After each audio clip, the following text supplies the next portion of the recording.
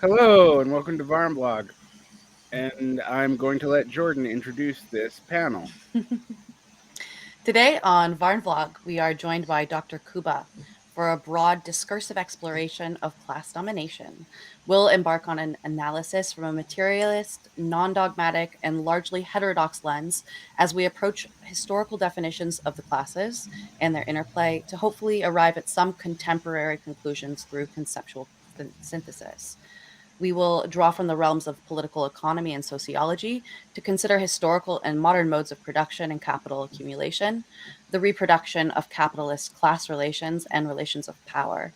This conversation will be open ended, both theoretical and empirical, including some contentious figures and outdated modalities as we operationalize Marxist categories of class formation, their sites of contradiction, potential radicalization and militancy, their shared interests and precarity vis-a-vis capitalism, with a particular focus on the upper strata, the elites or bourgeoisie. Of course, we will, however, briefly examine the shortcomings and limited usefulness of the PMC thesis without getting stuck on it. There's plenty of that already, but we have plenty to cover today. So, a Who little. says you never went to grad school? Yeah, Um, yeah. Now let's talk smart good. Well, I was going to open up with the very classic Marxist Communist Manifesto line: "The history of all hitherto existing society is the history of class struggle," but that's kind of passe, isn't it? Mm. Mm. I also don't know that it's true, Well, but that's what we're here to discuss potentially. So Um, you heard that. Marx is wrong. Now we can sign off. Case closed. Just a little taste of what we have on the docket today for listeners. I'll drop some names and some topics. We're going to start with initial definitions of class from David Ricardo through Marx and Engels, and some sociological conceptions from Max Weber.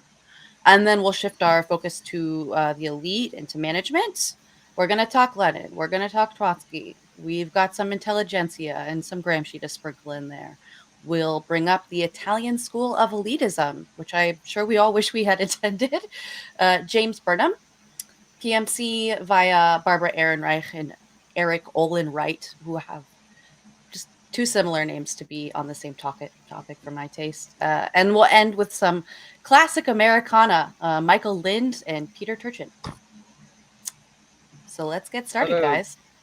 Turchin is Russian. He just lives here. Russo Americana. Thank Yeah. you. That's my people. Donatski jeans are most fashionable, yes? Hello, Turchin. Oh, that's true. I should have. But his name is Peter. If it had been Piotr, then I would have known. Piotr Turchin. Yeah, exactly. No, I was interested today when you sent me these notes because I was like, okay, what was the class theories before David Ricardo? Because classical liberalism, aka classical political economy, did have class theories, and it was mainly about who could command rents.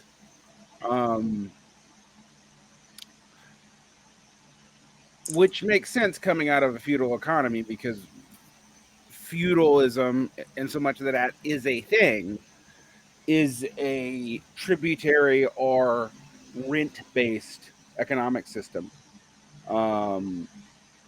But again, that's an in so much as it is a thing, and everything I just said is actually academically contested.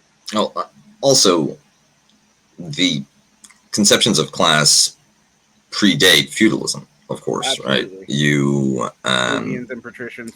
Plebeians and patricians, and then with the patricians, equestrians versus the senator class.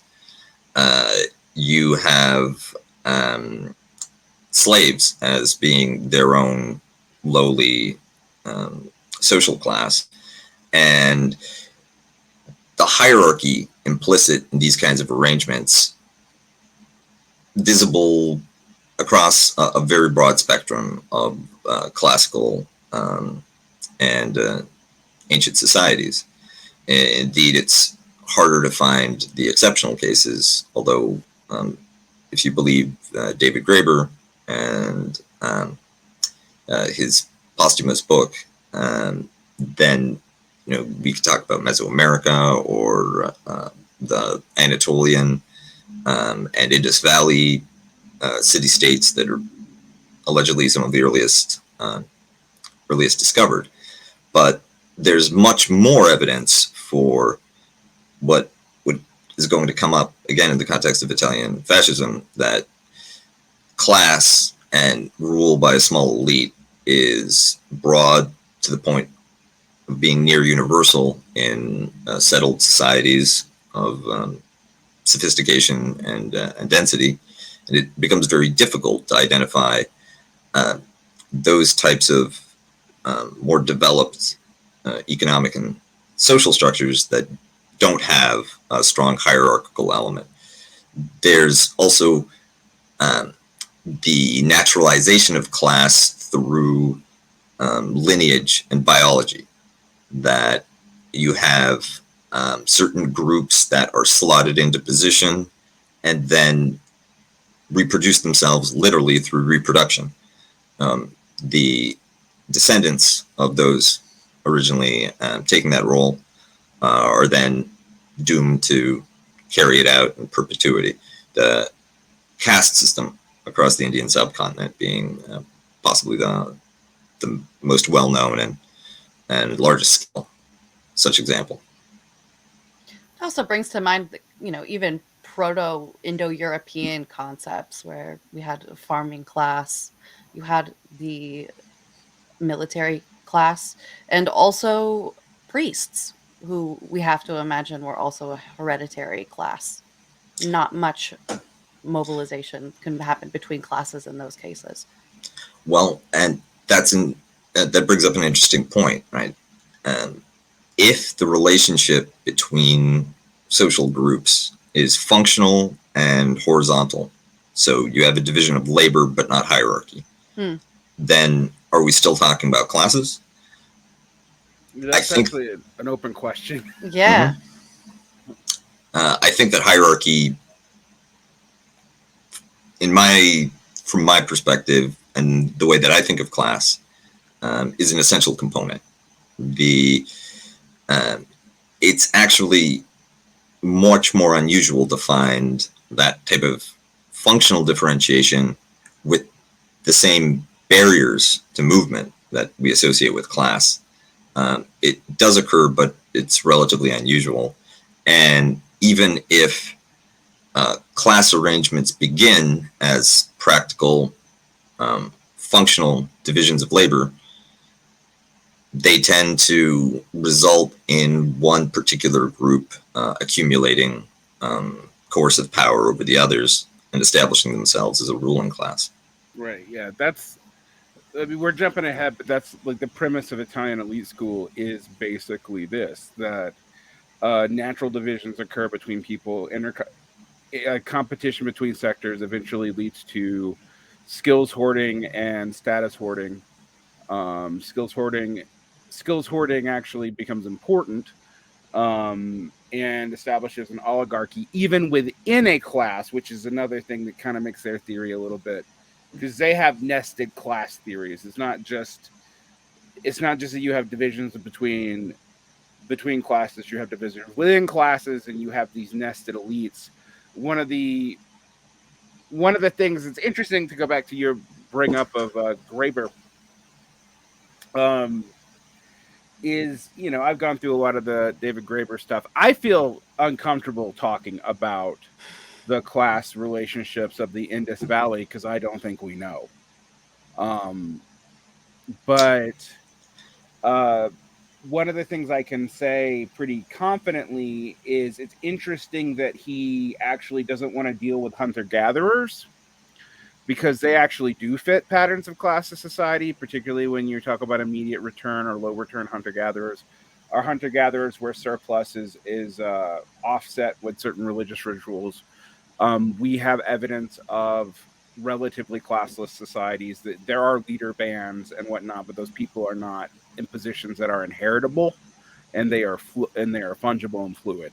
Non-hierarchical, so completely non-hierarchical societies, I don't know that I've ever seen evidence for, but well, at the very minimum, age produces a hierarchy of ability and dependency. right. And That's a good point. There's children that are like, I was going to say dead weight, but technically they're living weight, but useless, absolutely useless, and vulnerable, and attract predators, and can give away your position, and spread diseases, and keep you up in the middle of the night.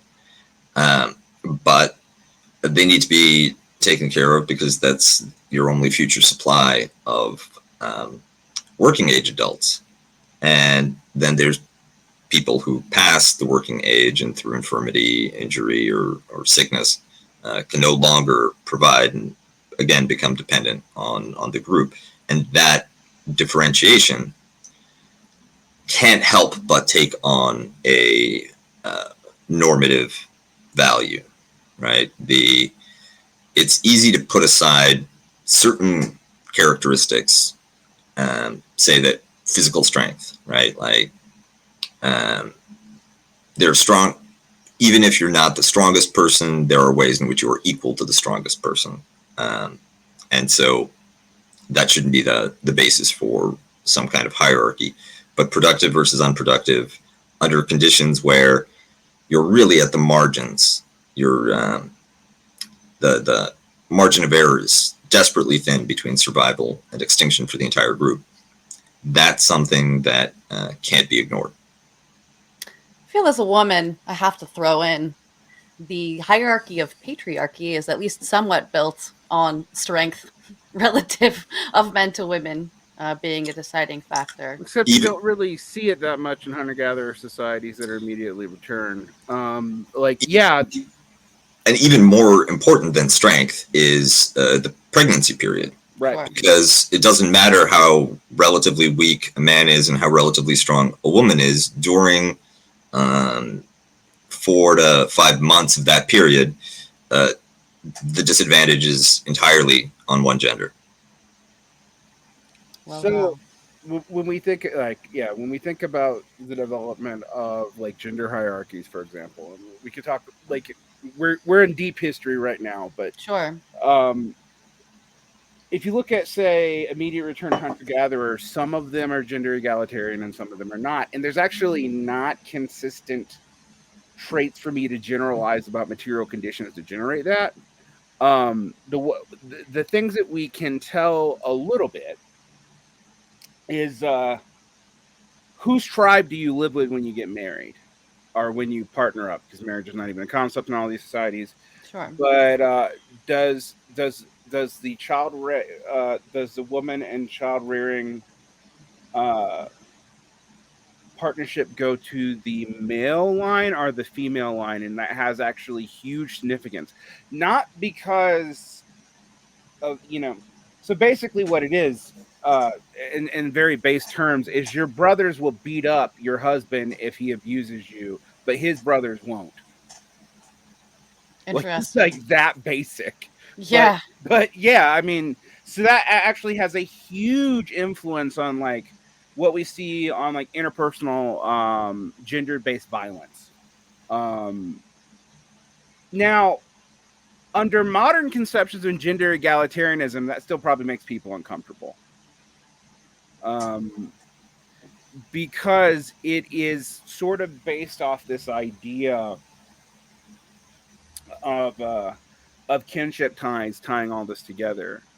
One thing I will say, though, is if you get into the anthropology of kinship is almost always as much symbolic as it is real. So it's not just about like your immediate genotype stuff. That matters, but it's not actually what drives a whole lot of. Well, also you said tribe, and that's different than family. And if not all hunter-gatherer groups practice exogamy, right? Some of them keep things within group, and the biological element is might become significant.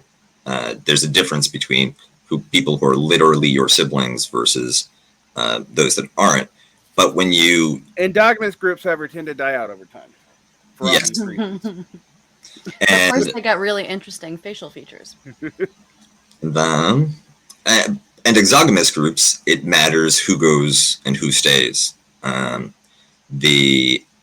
If you're a complete stranger among people who are not just biological kin, but all belong to the same group, all know your spouse before they met you. They're part of your community. They're part of the community. You're just somebody who came in, and they haven't figured you out yet. That's a position of vulnerability, and it'll either augment or mitigate the physical vulnerability of women. Right. Interesting. Well, we're talking a little bit from a really historical anthropological perspective on the social reproduction of society in small scales. Let's bring it back to social structures within political economy. How did we go from liberalism and classical economics to Marx and Engels' conception of class? Well, the thing is, there isn't that much of a jump. The conception of class in Marx and Engels. I mean, you mentioned David Ricardo. Ricardo and Smith are really concerned about tax basis. That's a lot of what's driving what they do and how to get specifically productive tax bases. They are also concerned with dealing with the power associated with land ownership and perhaps even weakening that.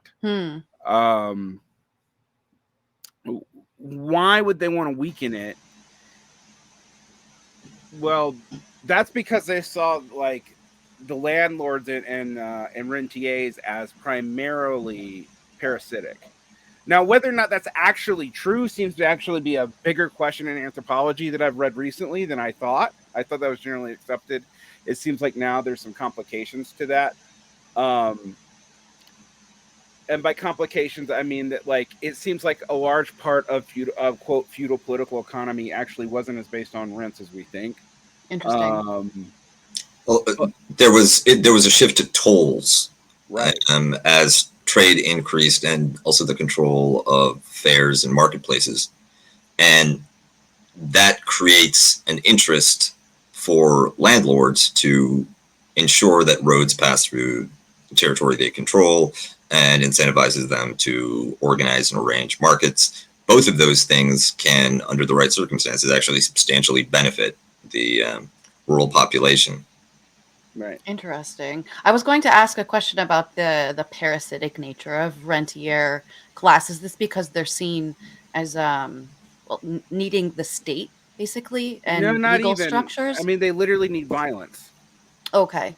Like Yeah. the state and legal structures are just a codification of violence. Like Sure. let's be like clear about this. It's actually a means of making the violence more efficient and pooling it up. Right. The way that you get control over a village isn't that you beg and wheedle the king. It's the first person who gets it is the one that shows up and tells everybody that they're the lord. And that gets regularized through a incipient state during the later Middle Ages. But that coercive element is always there. And the truth is that soft lords, ones that, for one reason or another, refuse to display exemplary violence as a disciplinary measure when they're collecting rent and organizing their territories, the villagers will just stop paying taxes because why would you? Right. And then they're gone. Interesting. So this is all really reminiscent of primitive accumulation in capital in Volume 1. So how does the feudal lords and the rentier class become the bourgeois? And let's get back a little bit more to that. Actually, that's its own thing. Like it's not clear that like Arno, you didn't bring this up in your mix, but Arno Mar makes it pretty clear. We didn't get rid of all the old rentiers in Europe, for example, till like World War II. Mm. And even in the case of say Britain, we never got rid of all of them. Like the richest man in Britain is still a feudal landholder, effectively.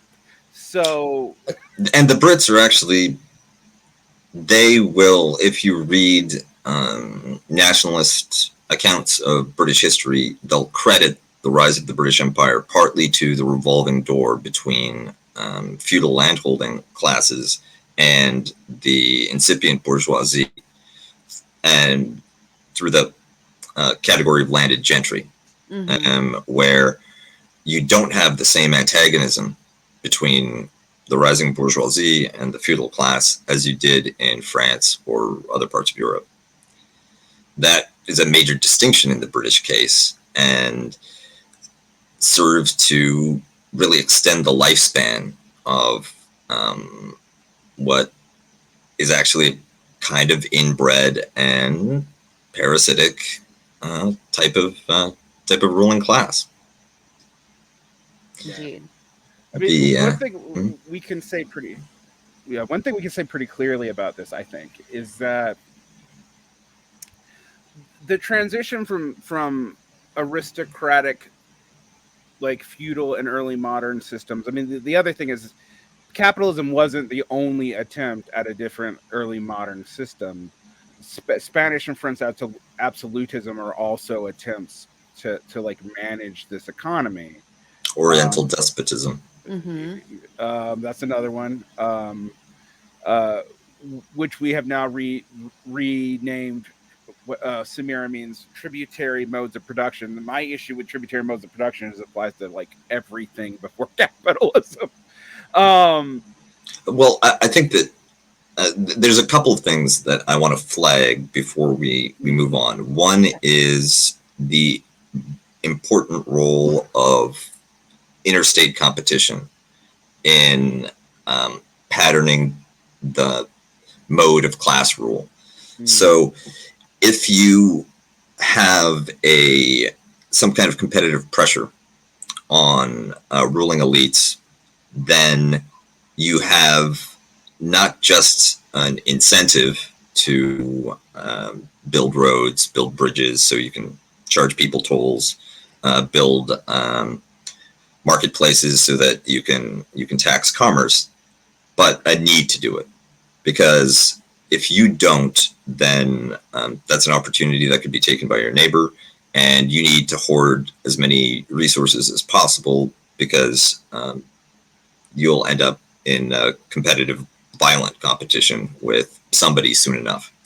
And one thing that distinguishes Europe from other parts of Eurasia is that violent capacity is decentralized in Europe for much longer than it is in, for instance, China or the Middle East, where like a central state dominating a countryside is more efficient than a bunch of lords each trying to do it themselves. But that centralization also results in the centralization of authority. Whoever sits in the Forbidden City now has enough coercive capacity not only to discipline rowdy villagers that refuse to pay their rent, but also discipline the generals and officials that are supposed to collect the rent. Right. While in the European context, it takes forever to get to that point. And the absolutist, the efforts towards monarchical absolutism in Europe are basically a belated attempt to join the rest of the Eurasian continent in that form of centralized authority. Yeah, interestingly, when it's attempted, it's already really hard to do. Because what you start seeing in the Ottoman Empire and in the Islamicate world, and to a lesser degree in China, is that in competition for the resources of the imperial states are actually destabilizing the imperial states, because they're so stable, they're such obvious fucking targets that what you want to do is assume in and take them. Also, Also, and there's a Baumol has an excellent article on this. When you have a highly centralized, successful, developed state, especially one which dominates its region enough so that there's no peer competitor, to use the parlance of our time, then the rewards of going out and conquering new territories or settling new lands pale to insignificance compared to the benefits you get from winning the palace intrigues at the center and securing yourself a position there. Indeed, you could be an extremely successful frontier warlord, carving out huge entire new provinces, building new towns, building new cities, bringing in tons of slaves, destroying the destabilizing bandits and nomads that threaten the emperor. But despite all that, one word from a concubine that's related to somebody whose uncle you were rude to once, in the right ears in the palace, gets you wiped out. You're summoned back home and your head's put on a pike. In the European context, where you don't have that kind of centralized authority, what you take with your two hands, you keep. And that entrenches decentralization and also puts a much greater emphasis on expansion, conquest, and like outward aggression rather than internal competition. Interesting. This is reminding me also again of the Italian elitism school, with Mosca specifically speaking about the need for a ruling class to exist beneath leadership and the difficulty and instability of having, a single ruler. Let's talk a little bit about that stratification. Well, so one of the things that happens in so we talk about this from the standpoint of a state, and now you have to talk about this from the standpoint of a polity, and that seems like it should be the same thing, but it isn't really. So what do I mean by a polity? Polity is actually going to administrate a said region of land. Like we call it a polity, really just the polis.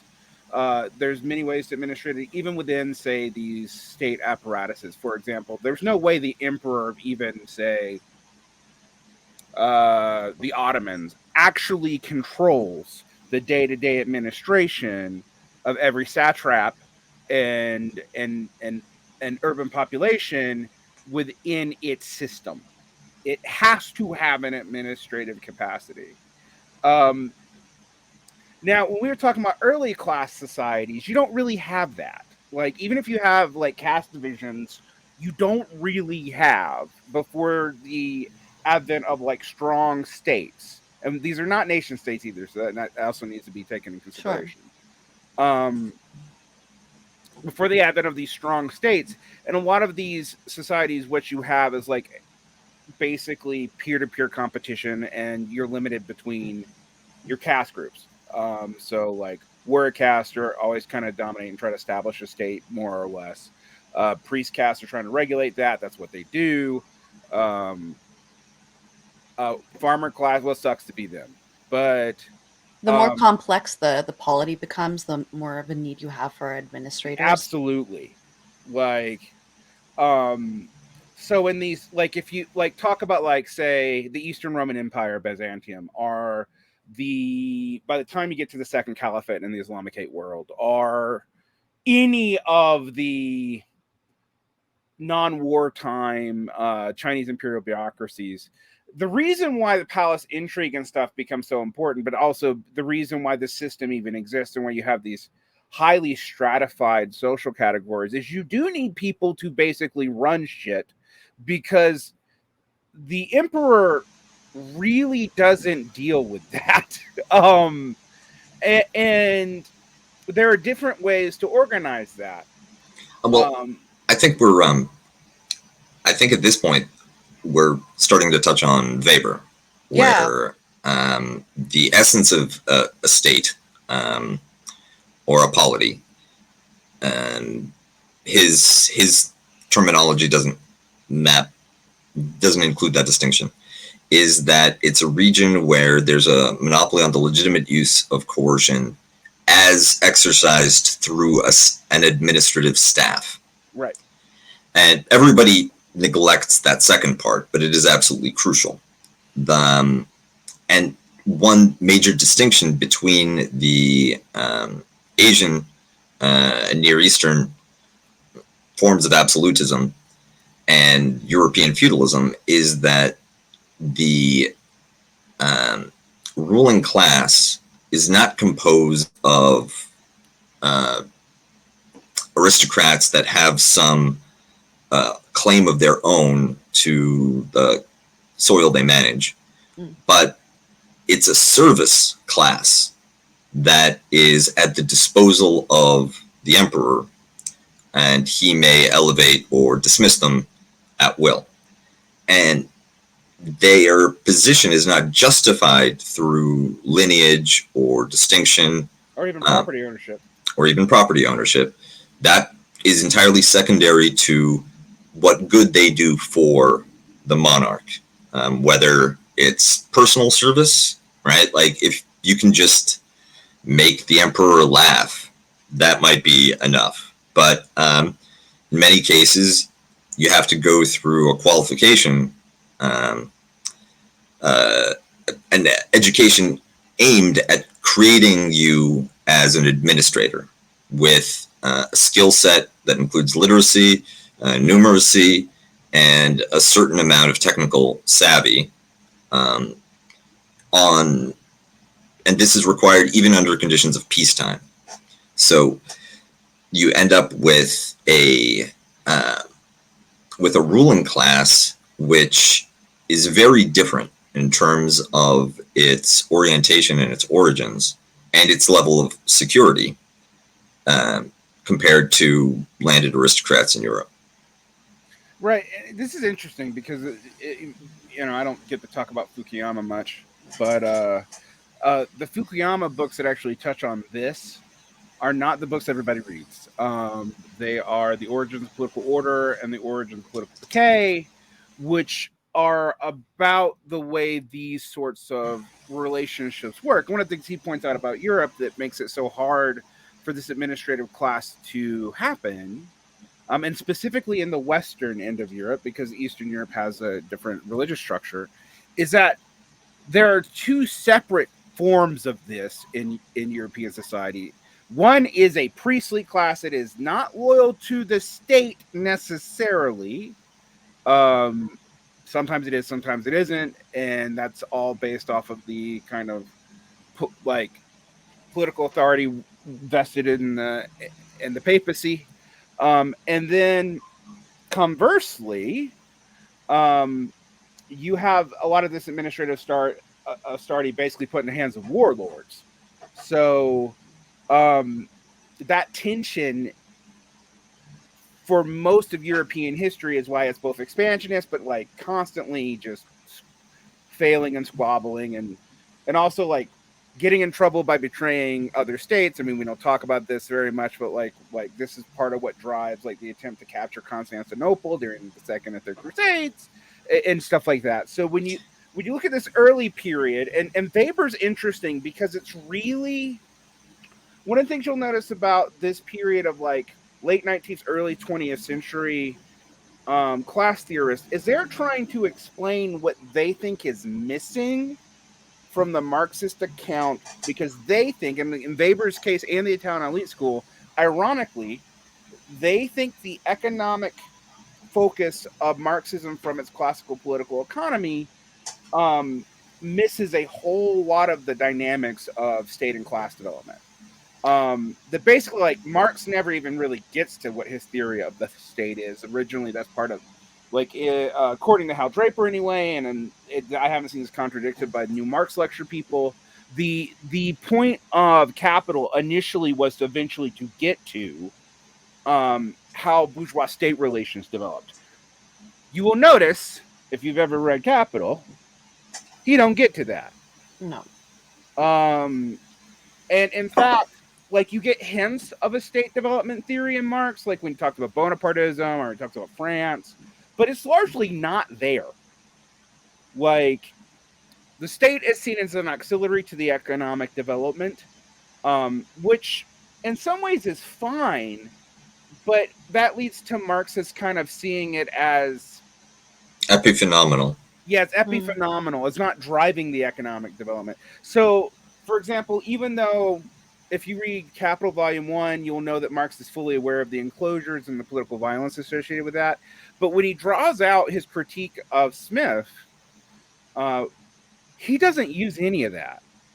Like, because he's trying to kind of set up this, to bring it back so we can talk about, like, the Marx-Engels conception. Sure. He's trying to set up that the exploitation implicit in the way capital is described and by political economists in that time period means that their answer to the class problem, which is free exercise, reducive rents, and all this, is not going to work even under its own logic, right? But that actually leads him to underplay dramatically the role of the state in the formation of capital. I've got a couple of thoughts there, and then why don't we get move on past the Middle Ages? Sure. The first of all, Fukuyama, he is at his best when he's talking about the origins of political order rather than his international relations stuff, and for a very simple reason.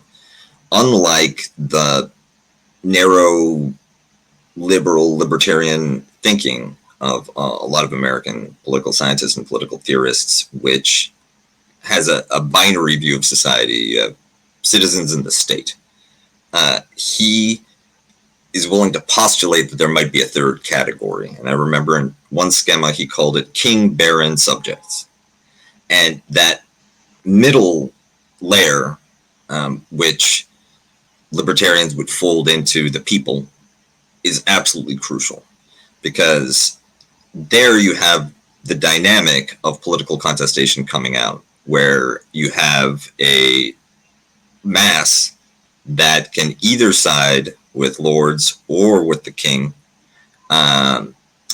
replaced by the state later on, and you have a intermediate power that is interested in maximizing its own power at the expense of the ultimate power.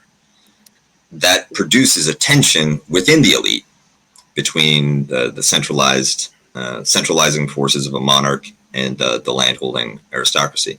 That I think you have a great point about the relationship between secular and church landholding in Europe. And that tension comes from the fact that there are two nodes of authority that can claim not just functional power, but sacred legitimacy. The emperor, the monarch, usually the ultimate version being the Holy Roman Emperor, of course, and the Pope. And they can neither submit to one another nor destroy one another. And as a result, that tension is perpetual until the Reformation and the wars of religion fundamentally reorient the entire chessboard. But in other major regions, whether it's the Islamic world, whether it's East Asia, whether it's the Byzantine Empire, sacral and secular authority reside in the same person. And the European condition is a peculiar one, an unstable one. And it's shocking that it lasted for so long, but that's also what gives the European form of political and economic development its early character. Right. So to get out of the Middle Ages and even out of the ancient world, but my big question for me when I started studying Marxism was this one. Why did the antique world, which has all the things you would associate with trade routes, a banking system, actually, it was a pagan banking system that existed,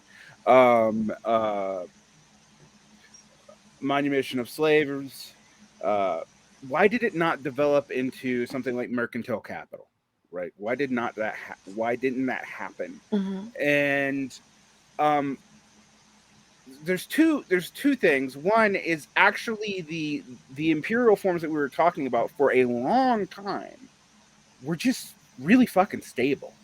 Like, and in Europe, the imperial form never really could.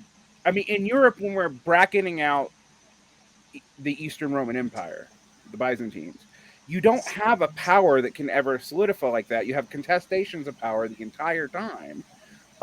You have polities emerging and disappearing rapidly. I think people underestimate like how rapidly that happens.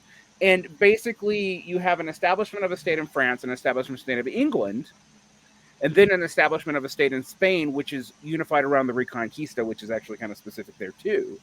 And you have kind of three different competing ways to rein in this highly unstable, highly fractious, quote, feudal society. I mean, you're forgetting Poland, Lithuania. Well, that's true. I always drop How out dare you?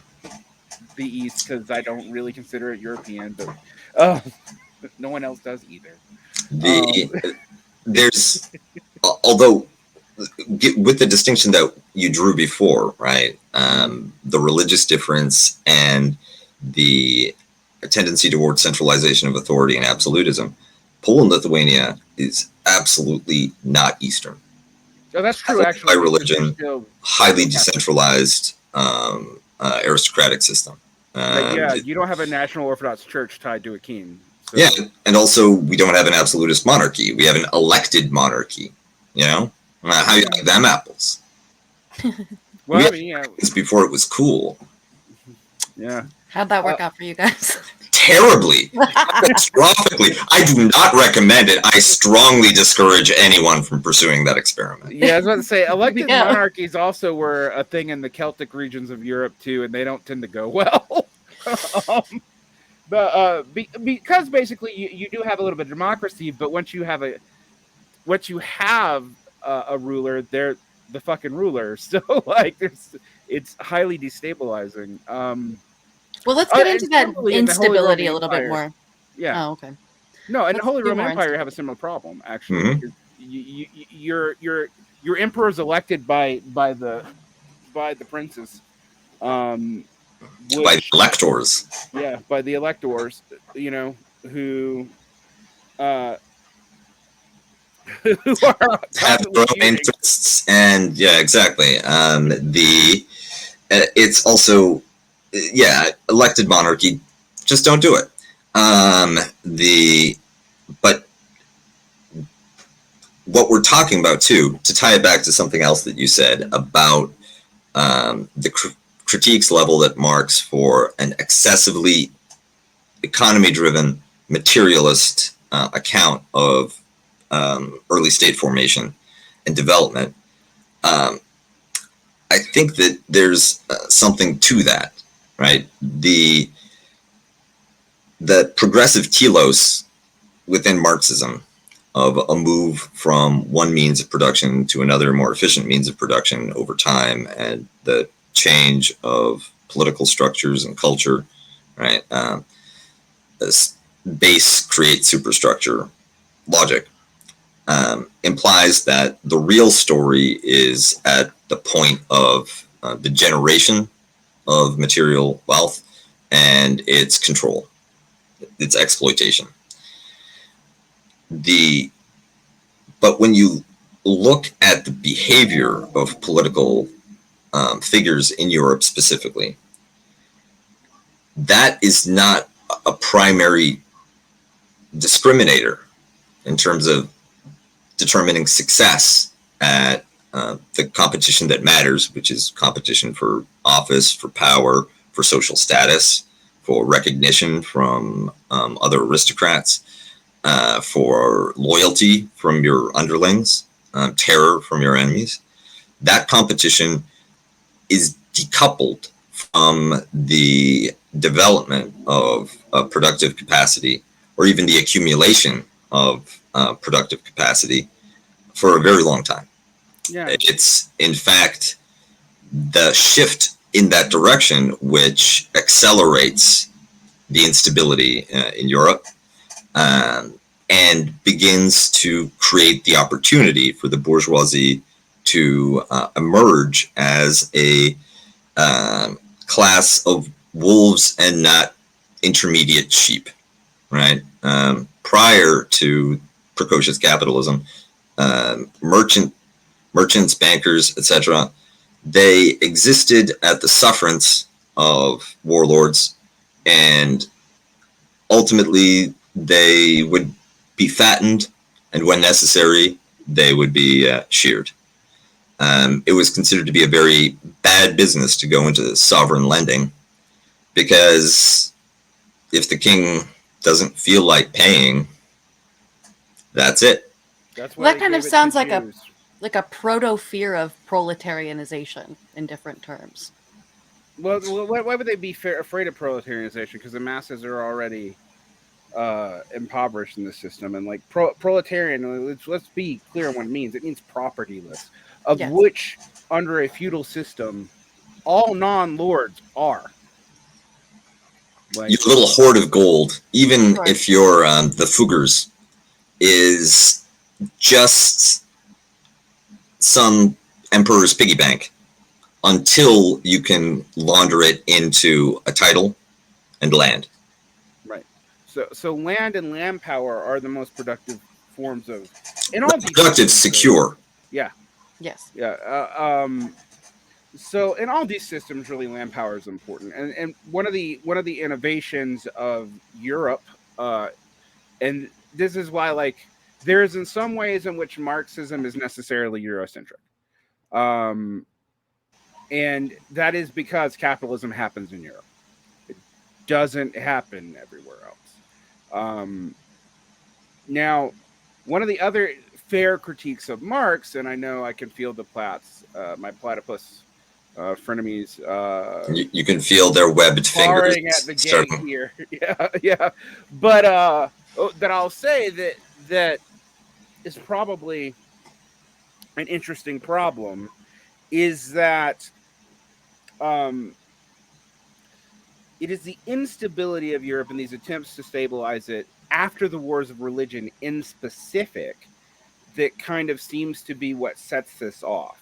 You don't have this problem in England until after basically the Reformation Wars. Incidentally, the 30 Years War special podcast for Matt Christman, Chapo Trap House. Excellent introduction to this period. Very colorful, fun to listen to, and it's like 20 parts. I'm counting the post hoc addenda, but it's where you can go if you want not to read anything and still get a strong exposure to both the specifics and this general movement away from the feudal modes of control to give the bourgeois the opening to usher in a capitalist-oriented state system. Well, let's take that route for a second and talk about what is the intended role of the bourgeois for Marx, and are they fulfilling that over time? Before we start moving, what is the bourgeois' role? The bourgeois' role is basically to dissolve the change of pre-bourgeois production by removing, aka rationalizing. Again, we keep on getting Weber coming back up, but Weber's one of the people who talks about this role, aka seemingly rationalizing relations from relations of charismatic authority and or violence to relations of productivity.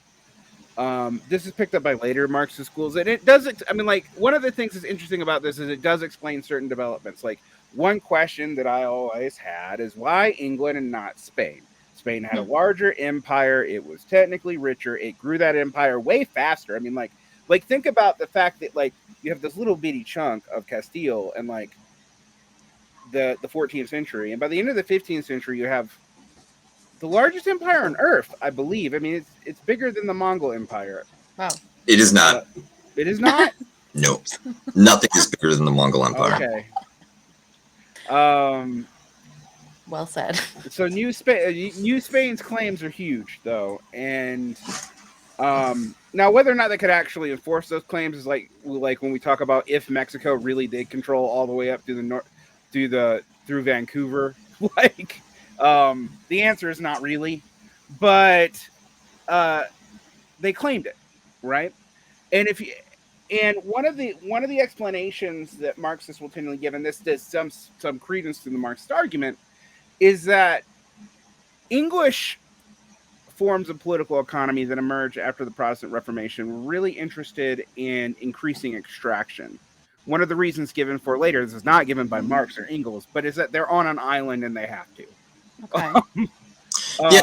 The preferred form of wealth creation throughout the medieval period, throughout the feudal period, is conquest, and either whether it's Vikings plundering monasteries or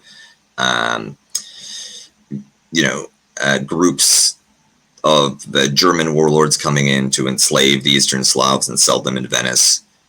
The idea that you would work to become wealthy, utterly incomprehensible. Yeah, right? No, you know who works? Wealthy. The peasants work, right. And look at how poor they are. You kill to become wealthy, precisely. Right. And that depends on having access to people that you can kill and get something out of it.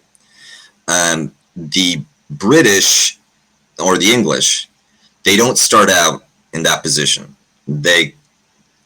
What do you even get from wiping out the Welsh or the Cornish? You get another bit of pasture land for your sheep. So, as they say, if God gives you sheep, make the British Empire. Yeah, and so the first thing they do is break up things that in prior societies were never seen as a problem. So, for example, communal holdings of land don't threaten the emperor. He doesn't give a shit. You can have your communal land. It's his anyway. Also, it's an excellent way to discipline, to control the population, and you no longer have to worry about what you're doing with the land, right? You don't need to think about what crops to plant or livestock or any of that. You just show up and demand things. Yeah, and there's somebody there who's going to give it to you. Right, and it's communally monitored, and they have the local knowledge to do it. You don't want to wipe that out. They'll discipline each other too, because anybody who runs away, or anybody who shirks their duties, or anybody who tries to hoard grain or hoard crops, is forcing the rest of the village to pay more. Right. So you actually, interestingly, have a problem to the it is an innate problem to the quote tragedy of the commons. Now, this also gets worked out in other ways, but this is why it wasn't a problem. There was no need to really enforce that, and where they did need to enforce it, such as like poaching the king's deer, they would do so. But they don't really care. Like, you can grow whatever on your little chunk as long as you're managing stuff and paying the taxes. We don't give a shit. Where is my money, Lebowski? Right. But when you start changing these relations to tolls and productivity, and particularly in England where there's not a whole lot of conquest to be had, it's the size of Alabama, basically. Like, come on. Rationalization of these resources becomes highly prioritized. Essential.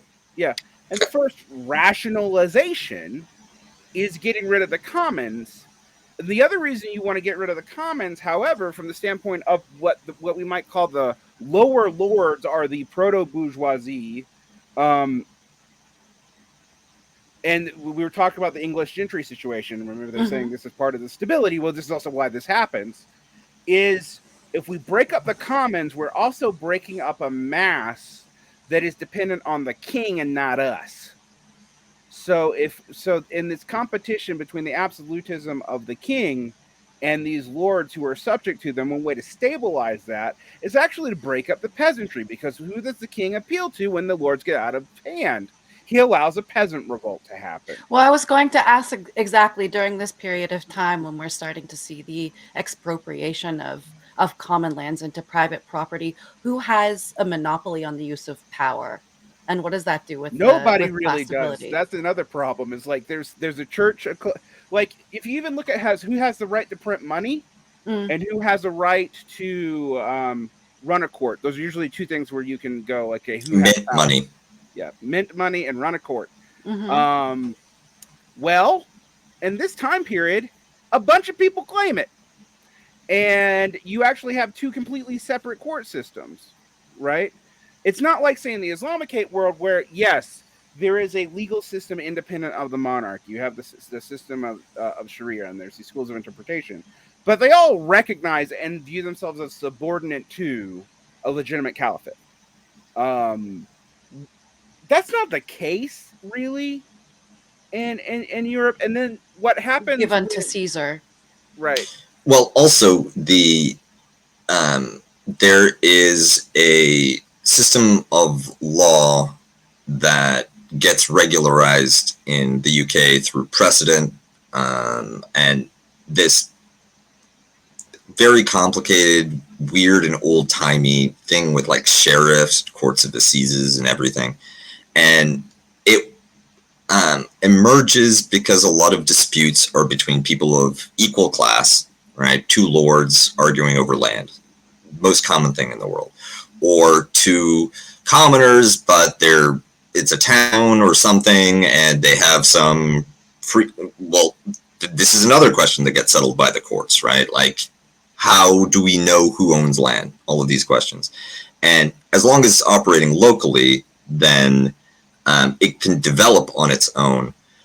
But then it becomes a vehicle which can be activated by the king against landholding lords, so long as there is an interested group, namely the potentially dispossessed peasants or some other Englishman of standing, that can bring a suit. Now, it's under those conditions, it is hard, even if you have all kinds of claims, legally recognized claims, status claims, over the labor or the output of a peasant, to push it all the way towards dispossession from land, because the basis of your claims on their labor and output are the same as the basis of his claims on land tenure. You are both appealing to the same king's law. But if you just get rid of them, and if the king acquiesces because there's something in it for him, or he's distracted, then you have complete freedom to dispose of the land. You can't sell it, but you can do with it what you will.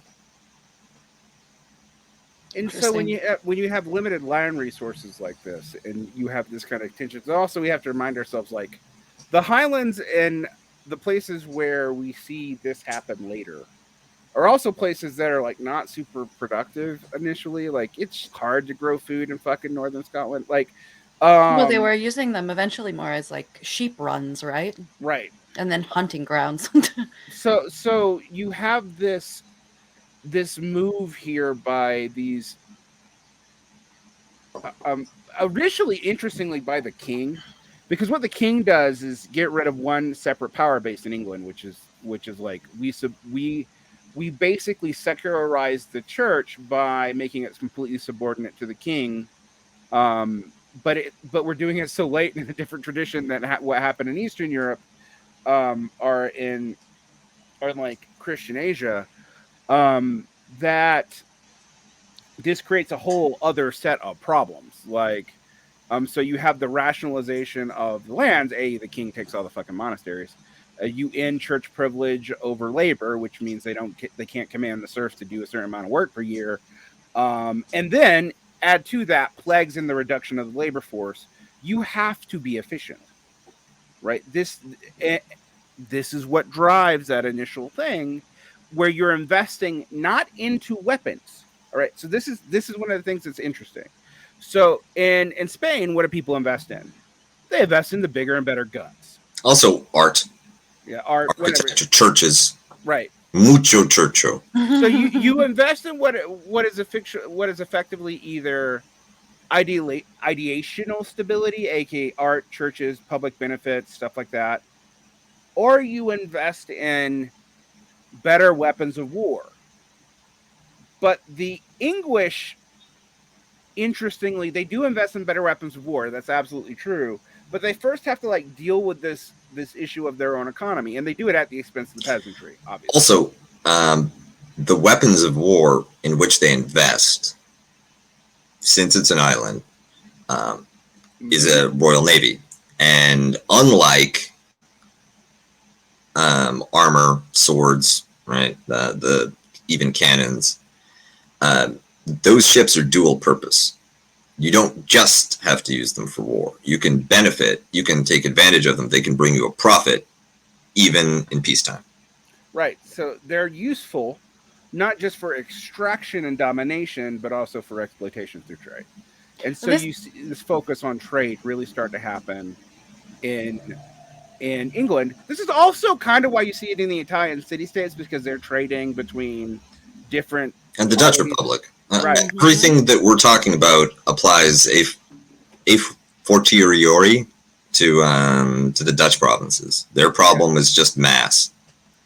Yeah, the Dutch Republic, interestingly, we always focus on England because England's where this is the most thorough, but the Dutch really do it first. And they do it first and better. They just do it at scale. Interesting. And that's also where you see all these. Also, in this time period, there's a lot of cultural ties the English start trying to make to the Dutch specifically. Oh, and they were. You end up with the merger of William and Mary. Yeah. Right. Can we tie this part of the conversation into like the military of Tsarist Russia?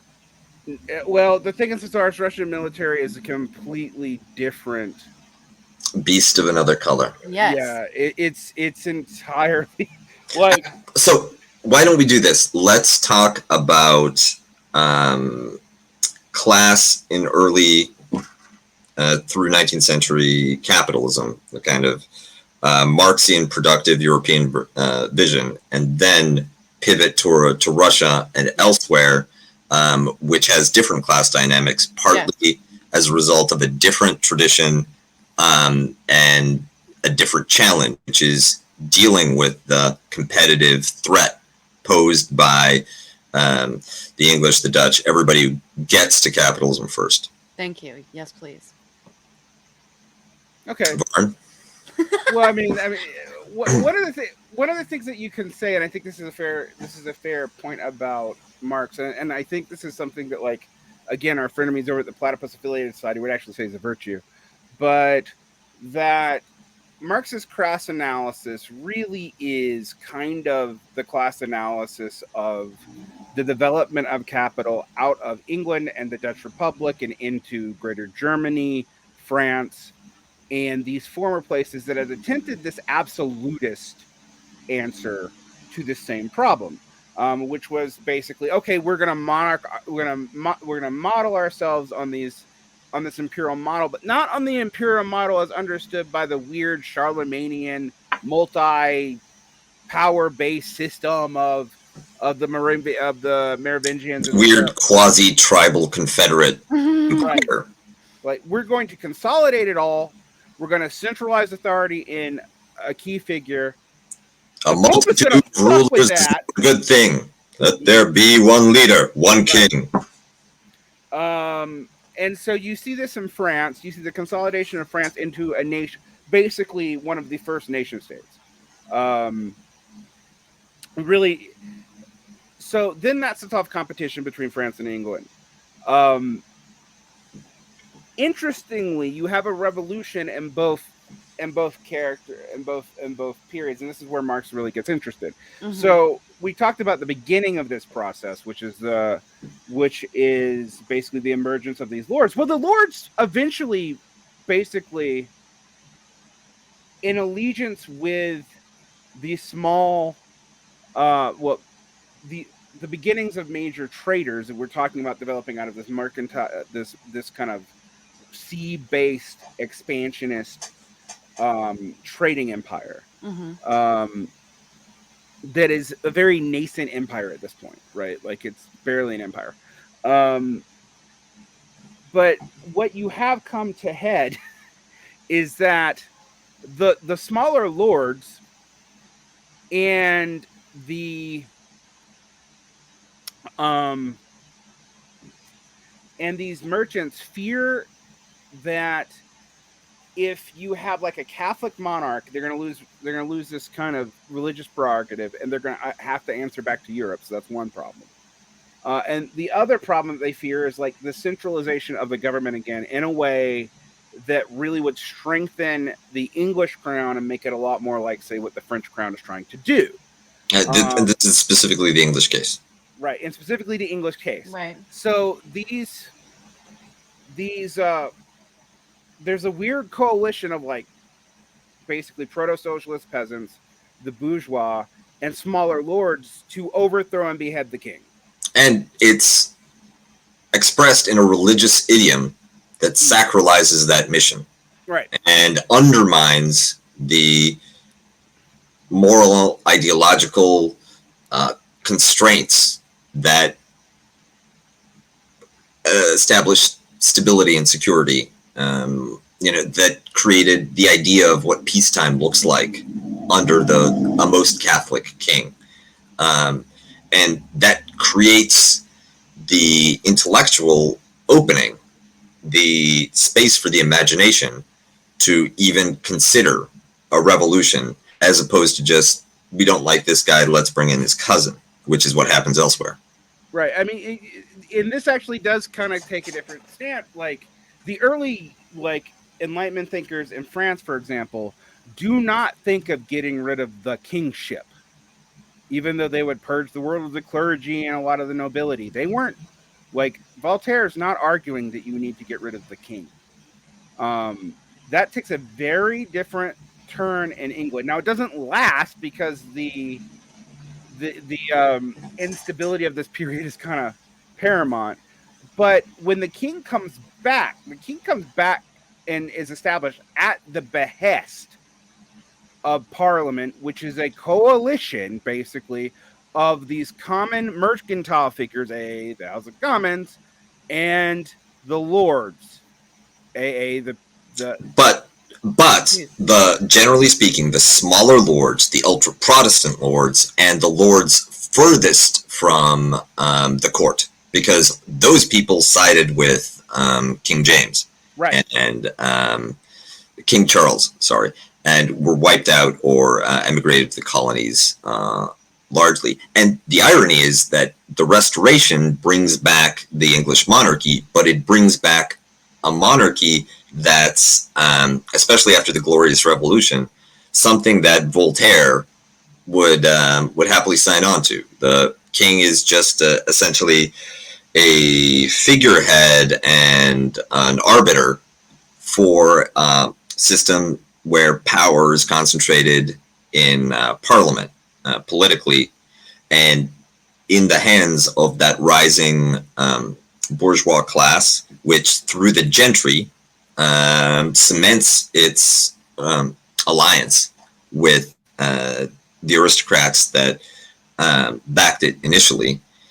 And you end up with a very salubrious political order for the accumulation of wealth through the exploitation of labor and through militarized trade networks. Yep, and the way you can also tie the king into this and make it worth it for the king to do is the king's authority is actually stronger in some ways in the English colonies than in... That's your consolation prize. Itself. Yeah, it's actually the same goes. It's a near perfect analogy with the contemporary American presidency, where you can't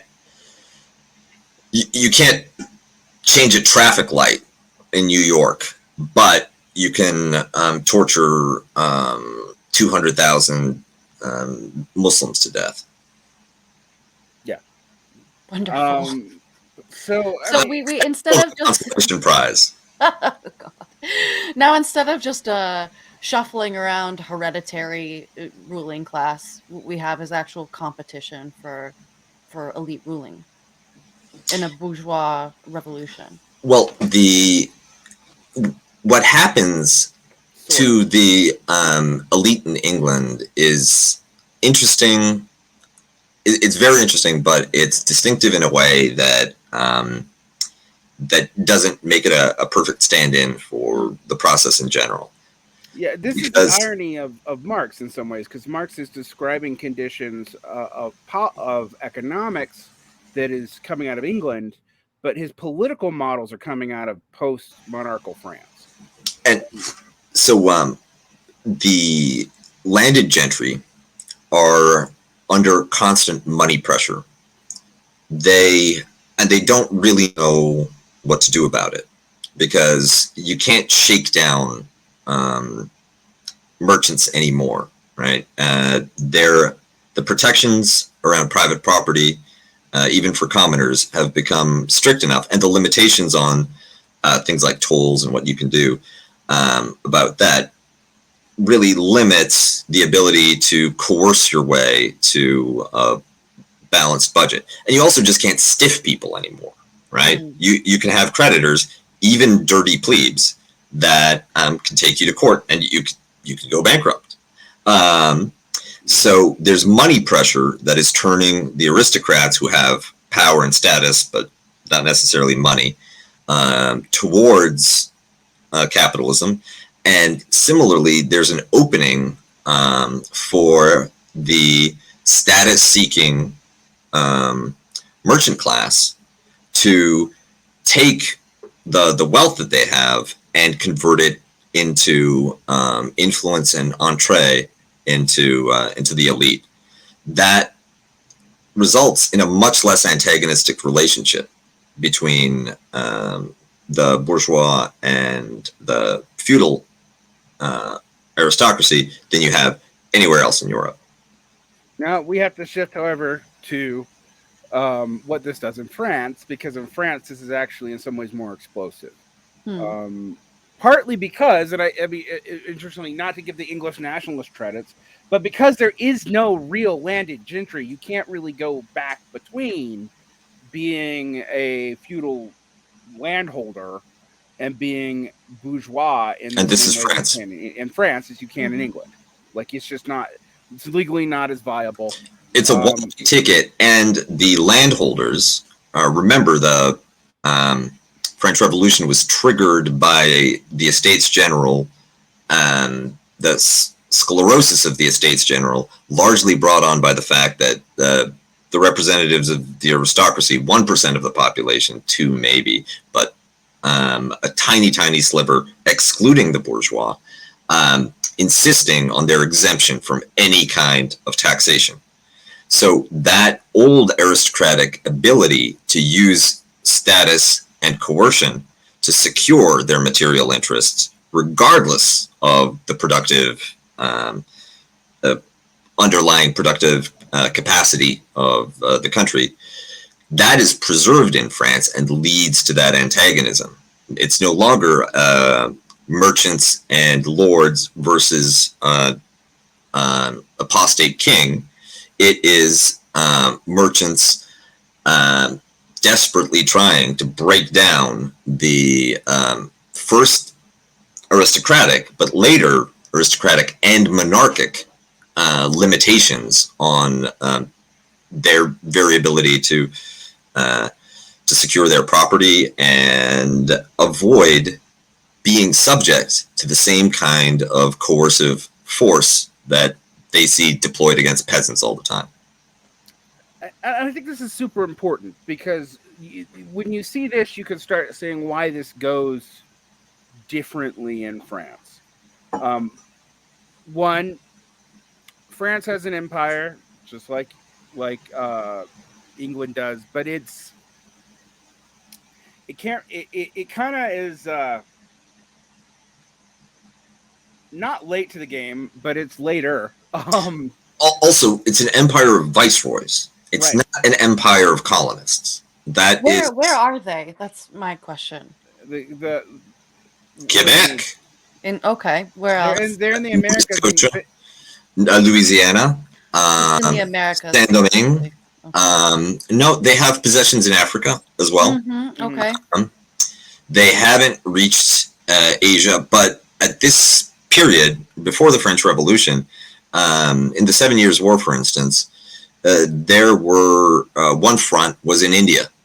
The French had some trading posts and decent relations with enough Indian princes so that there was an axis of conflict. I mean, they lost, but they were there in enough strength so that they put up a fight. And indeed, they didn't lose their last.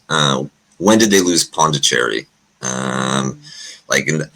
I can't remember if it was one of those things like Portuguese Goa that made it all the way to Indian independence, or if it petered out in the 19th century. Interesting. But there were bits of even the Indian subcontinent that were under French royal authority.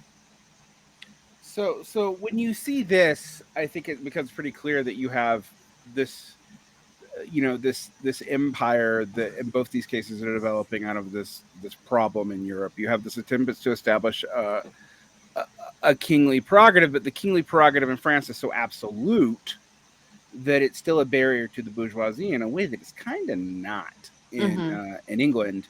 Well, the English considered their colonies as a useful dumping ground for religious dissenters, malcontents, and surplus production in general. Like, we just have surplus population, we just dump them somewhere else. Exactly. And who cares what they do once they're there? The important thing is they're not here. While, and this also has to do with the particularities of the Catholic political monarchy, Catholic monarchical ideology.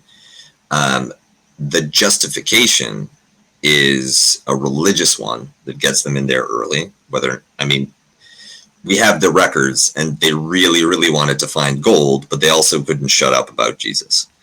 And once it became clear that there wasn't gold, for instance, in France, then the pivot wasn't to where it would go for the Dutch or the British, which is let's get the fur industry going. Let's just find something valuable and extract it as much as possible, and take it from there. But instead, there's a tremendous emphasis placed on the role of the church in the colonies, the importance of the religious mission, and the orthodoxy and suitability of anyone permitted to, the British sent people to the colonies. The French, you had to ask politely. They had to vet your documents, and then maybe they would let you go. I just want to quickly add that Pondicherry belonged to France all the way up until 1954. Okay. Crazy. It went between France and the Portuguese, or the Dutch and France, and back. We haven't talked about the other two Catholic polities at this point that are really. We talked about. You guys do that. I'll be right back. My cat is demanding their fealty. Wait, why don't we take a 5-minute break and then reconvene? All right. Yes. Okay. Yeah, I'll just send you guys a new link in a minute. Cool.